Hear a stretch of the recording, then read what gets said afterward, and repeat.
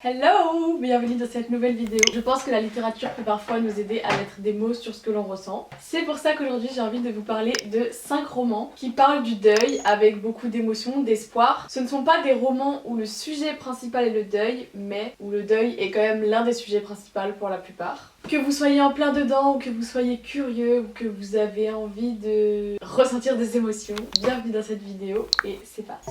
Le premier livre que je vais aborder dans cette vidéo, il s'agit de Après toi de Jojo Moyes. Si tu n'as pas encore lu le livre avant toi et que tu souhaites le lire, je te conseille de passer au chapitre suivant parce que du coup je vais un peu spoiler. Passe vite au chapitre suivant. Donc ce livre Après toi vient après le livre Avant toi. Peut-être que vous avez vu aussi le film. On retrouve Louisa quelques mois après la perte de Will. Elle tente tant bien que mal de se reconstruire, mais le vide est vraiment immense. Elle a vraiment de la peine à tourner la page. On la suit dans un groupe de soutien, son travail, des rencontres inattendues et surtout une nouvelle responsabilité qui va bouleverser un peu le cours de sa vie. Et Lou va donc essayer de prendre un nouveau départ. Ce livre est vraiment passionnant, il est rempli d'émotions, il est rempli de mots justes. C'est une très belle suite au livre Avant toi. C'est drôle, émouvant, vraiment à dévorer. Je vous le conseille. Le livre numéro 2 de cette vidéo sera L'été où ma vie a changé de K.L. Walter, publié chez Comet. Ici, on suit Meredith qui tente de vivre son premier été depuis la mort de sa sœur Claire. Toute sa famille se réunit sur une île dont elle a beaucoup de souvenirs pour un mariage, mais Meredith n'a aucune envie de faire la fête. Son petit ami vient de la quitter et Claire lui manque plus que jamais. On va voir un petit peu ce qui va lui redonner le sourire, des rencontres, un énorme jeu que sa famille organise à chaque fois, un mystérieux garçon, et vraiment trop de bonnes vibes de l'été, de l'eau. Donc vraiment les thèmes c'est famille, deuil, amour, été, la vie sur l'île évidemment. Vraiment gros coup de cœur de chez Comet, j'ai trop aimé ce livre. En plus il est vraiment trop beau donc je suis très contente de l'avoir. Que vous soyez en plein été ou pas, vraiment ce livre est très sympa à lire. Franchement il se dévore, il te fait rire.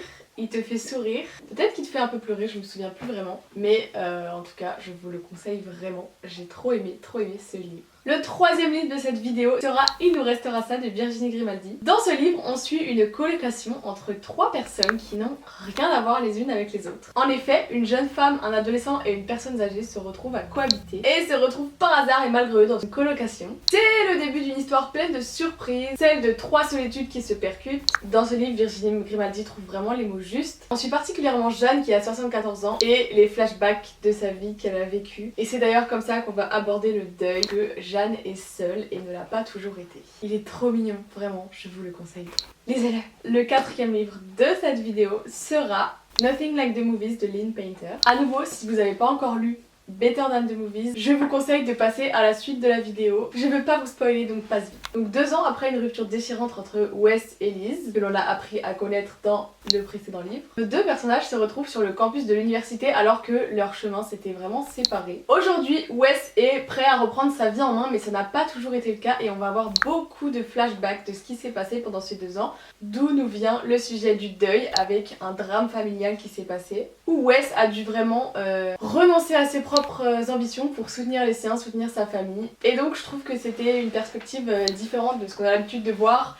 Wes est jeune, Wes a des ambitions et il décide de faire des choix, peut-être les bons, peut-être les mauvais, par rapport à ce drame familial. Et j'ai trouvé ça vraiment intéressant de voir sa perspective, son point de vue. Comme dans le premier, donc on a un chapitre sur 2, un avec Liz, un avec Wes. Et je trouve que la profondeur du personnage de Wes et de ce qu'il ressent était vraiment hyper intéressant. Le livre ne parle évidemment pas que de ça, on se rend bien compte que du coup les 2 personnages vont se recroiser, que Wes est prêt à tout pour une seconde chance avec Liz, mais on sait pas trop si Liz est-elle prête à réouvrir son cœur. J'ai trop aimé le mood de ce livre qui est vraiment université, sport, puisque Wes reprend donc le baseball. Également vidéaste, etc. pour Liz qui du coup filme les matchs de baseball, etc. Donc ça, j'ai trop aimé ce mood là. Le mood aussi vraiment amis, bande d'amis de l'université, etc. J'ai trouvé ça trop cool. J'ai vraiment aimé ce livre, il est super. Tout comme le premier d'ailleurs, Better Than the Movies, on avait trop aimé avec Simon. Donc voilà, je vous les conseille tous les 2, vraiment quoi. Je dis pas ça juste pour la vidéo, je vous les conseille. Lisez-les. Le dernier livre de cette vidéo n'est autre que 3 de Valérie Perrin. C'est un pavé.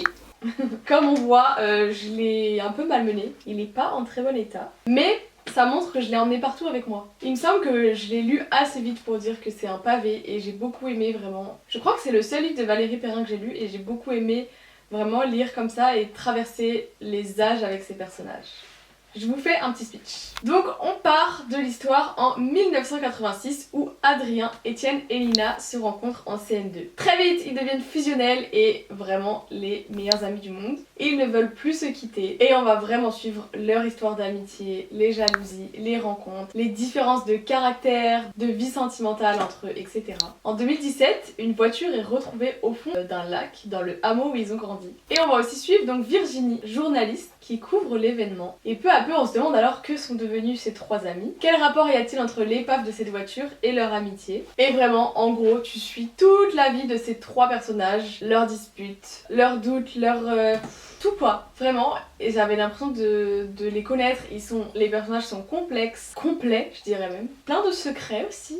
Vraiment, à travers leur vie emmêlée, Valérie Perrin nous offre une fresque de plein d'émotions, dont le deuil. C'est un livre qui parle de résilience, de souvenirs et de ce qui nous relie malgré les pertes, malgré les différences. Je l'ai lu il y a un petit moment, mais il me semble que dans ce livre, il y a différents types de deuil, que ce soit familial ou autre, que ce soit enfant ou adulte. Je trouve que le deuil fait quand même bien partie de l'histoire, il me semble. En tout cas, si je l'ai mis dans cette vidéo, c'est que j'ai trouvé que le deuil était vraiment bien exprimé, bien exploité, bien... Je sais pas, que les mots étaient justes et convaincants, en quelque sorte, que les personnages ressentaient vraiment des choses qui peuvent exister dans la vraie vie et peut-être que vous allez vous reconnaître dans ces personnages. Bref, j'ai trouvé ce livre poignant, prenant, très très bien construit. Je vous le conseille. Vraiment une amitié pas comme les autres. Je devrais peut-être faire une vidéo sur l'amitié. Mais alors là, ce serait dur de sélectionner les livres. Celui-là en ferait très certainement partie. Bref, me voilà avec tous mes livres. J'espère que je vous ai convaincu d'en lire au moins un. N'hésitez pas à me dire dans les commentaires si vous en avez déjà lu, si vous allez en lire que j'ai conseillé, si vous en connaissez d'autres qui parlent du deuil. Moi, je vous conseille vraiment ceux-là. Tous les livres que j'ai mis dans cette vidéo, je les ai trop aimés, je les ai dévorés. Donc voilà, pour une touche un peu parfois de légèreté, parfois d'humour, pour surpasser cette épreuve, je vous conseille ces livres. N'hésitez pas à liker, à vous abonner, ça me ferait trop plaisir. Et on se retrouve dans une prochaine vidéo. Bye!